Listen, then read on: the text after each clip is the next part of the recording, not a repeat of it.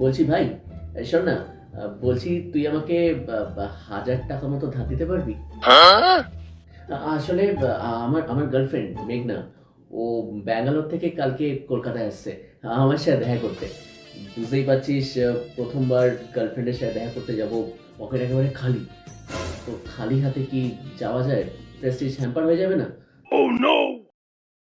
আহ, হবে তোর কাছে 1,000 টাকা? না রে ভাই, আমার কাছে হবে না।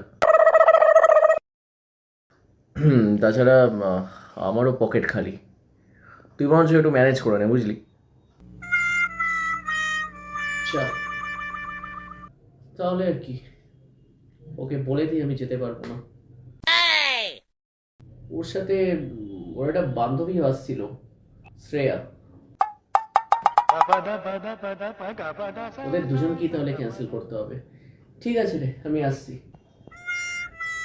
আহ, বলছি কি যে তোর জিপে বা ফোনপে আছে? আমি আমি বরঞ্চ তোকে ফোনপে বা জিপেতে 5,000 টাকা পাঠিয়ে দিই, বুঝলি? আর বলছি কালকে কখন যাচ্ছিস তোরা দেখা করতে? হ্যাঁ, মানে আমিও একটু ফ্রি ছিলাম, বুঝলি তো?